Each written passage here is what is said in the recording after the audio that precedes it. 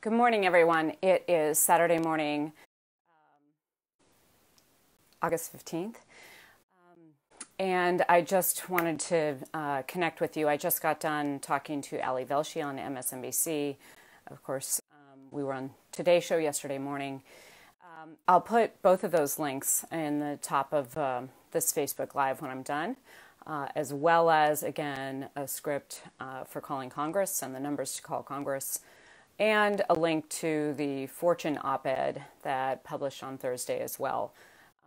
So this Fortune op-ed is about our PSP, but it's also about not having a larger relief bill because our PSP, as you know, enjoys incredible bipartisan support. If there were a vehicle for this to go through Congress right now, it would pass overwhelmingly, veto-proof vote for us to have our payroll support program in place. That has not happened because there's not a larger relief bill. This larger relief bill contains things like funding for our states and locals. That can be just sort of sounding general, but what that means is there's a shortfall in those state and local budgets because people have been unemployed and they're not paying the same taxes into the system. And so that's why there's a shortfall there. And so that has to be shored up in order to continue public services, including making sure that rural hospitals are not closing so that people are not having to drive 3 and 4 hours to get medical service in the middle of a pandemic, to make sure that service on public transportation is not cut, because as some people are actually making decisions to do things like sell their cars and move in with other people and still try to get to a job or try to get to an unemployment office to get a check, but there's not the service on the trains or buses for them to be able to get there. It's money for to ensure that we've got teachers teaching our children, whether that's in the schools or virtually. And so this is also about jobs. Actually, it's 5.3 million jobs that will be cut and added to the unemployment lines if that state and local funding is not in place on those services that we count on.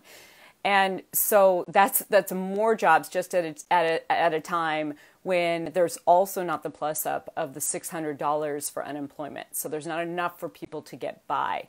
That $600 plus up on the unemployment also was supporting 5 million jobs because people were still able to spend into the economy. So cutting that safety net for people who have lost their jobs also cuts the ability to support other jobs. So everything in this total relief bill is actually one big jobs program. And while our jobs program is the most effective, most efficient, and keeps our industry intact, actually all of the programs are jobs programs.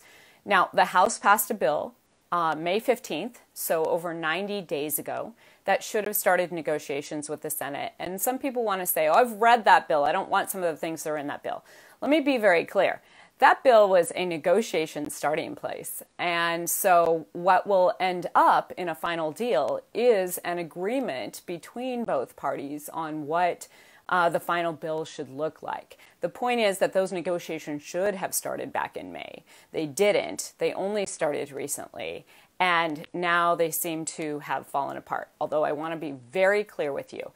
Mitch McConnell, when recessing the Senate, which I think was an incredibly irresponsible thing to do, and send everyone home, while the American public is sitting out here in free fall, and we now are talking about people going on to furlough who were also furloughed after 9/11, nearly 20 years later. This is inexcusable.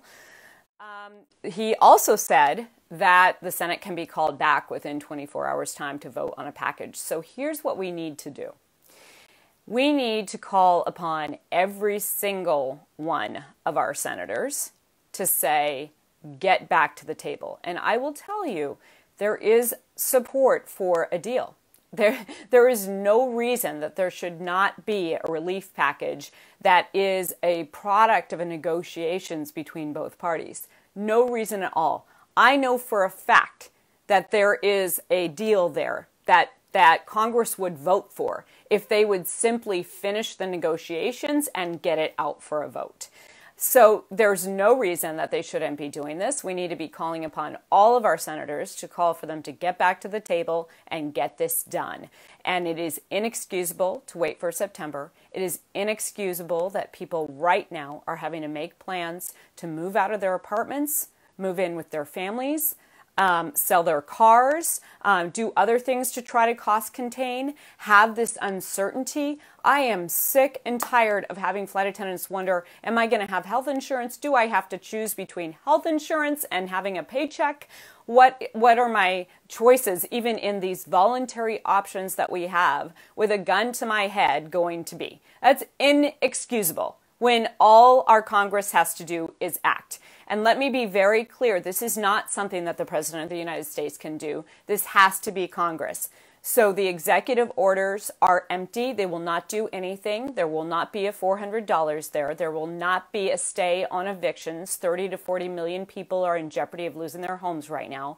What that will do is have a ripple effect, because the small landlords, the landlords with one or a few properties, will not be able to pay their mortgages on those properties, which means there will be a default at the banks. And before you know it, we will be bailing out the banks too.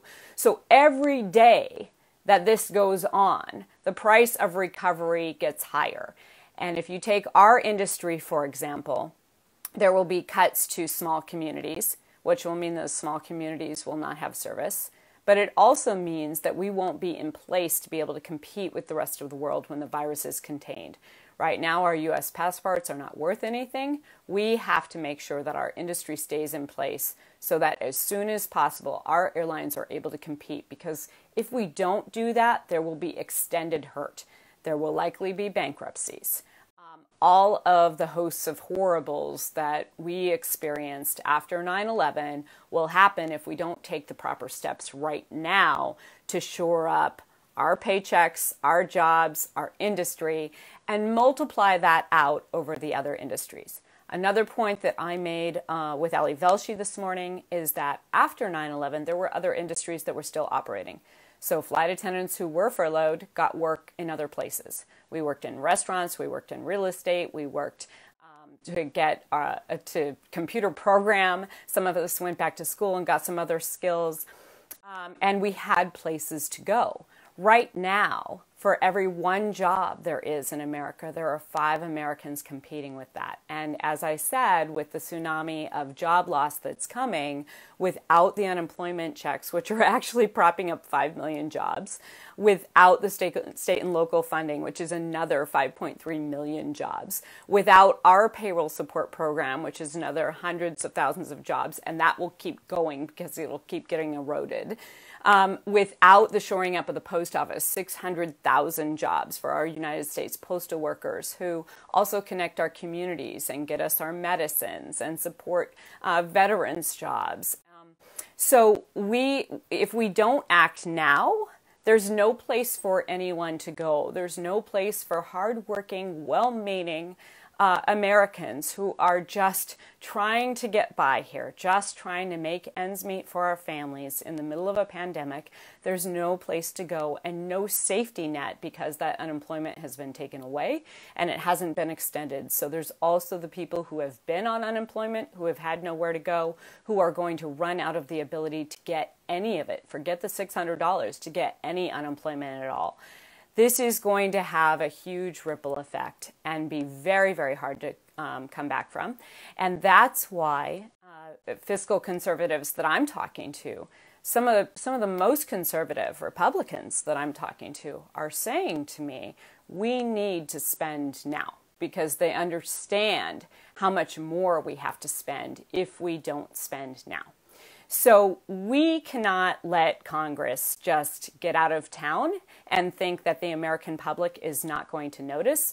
The good news about us is we are organized and we are making a difference. And I want to applaud the flight attendants in Florida who got the extremely uninformed and really mean-spirited response from Senator Scott, who wrote back, clearly not understanding our payroll support program, clearly not understanding that we were asking him to save our jobs, and he wrote back to say he would not. And I want to really applaud you because you have not let him off the hook. And that is the kind of commitment that we need to have to every member of Congress, even those who do understand what we're trying to do here, to say it's not enough to say that you support us. It's not enough to say that it's a shame that we don't have a deal. That I don't care. I don't care. We need action. And to say that they don't act, please do not let them off the hook. To say that Congress doesn't act is giving them permission not to act. We cannot do that. This is their job. We did our job. And as I said yesterday on the Today Show, flight attendants did our job on 9/11 to save the Capitol, to make sure that we could still take care of people after that, to make sure that we could recover. And we acted in a moment's notice in the middle of a crisis, just like we would in any crisis. And we know that in a crisis, seconds count. So letting them go home and think that we're just going to wait this out and wait until the pressure becomes so great that somebody has to act is too late. Because more people are going to die, more people are going to be hurt, more people are going to go further in debt and have a harder time recovering. And it's simply not okay. We are charged with the safety, health, and security of the passengers on our plane. And we can take that same responsibility and demand it of Congress, because that is their responsibility to the entire American public. So keep up your calls, keep demanding action. We are not giving up. We are totally united with the other aviation unions. We are even united with our airlines on this. And that's because you have pressured them. That's because we have pressured them. Okay, so let's not forget that. But they're with us on this because it's the right thing to do. And they know that the only way for the airline industry to recover is for people to actually have the money to buy tickets. And we are headed to a place where no one is going to have money to buy tickets, to take care of themselves, to go on vacation, to do anything else. That's not okay. So we need action from Congress today. Today. No waiting. Today. Thank you again for all the action that you're taking. I want you to know this is still possible. Okay? So while you're making plans for the worst case scenario, this is still entirely possible, and it's the right thing to do, and we have to demand it. So, love you all. Take a moment to breathe. Be good to yourselves in all of this. Take care of each other. Do that all the time. And I'll be talking to you again soon. Thanks, everybody.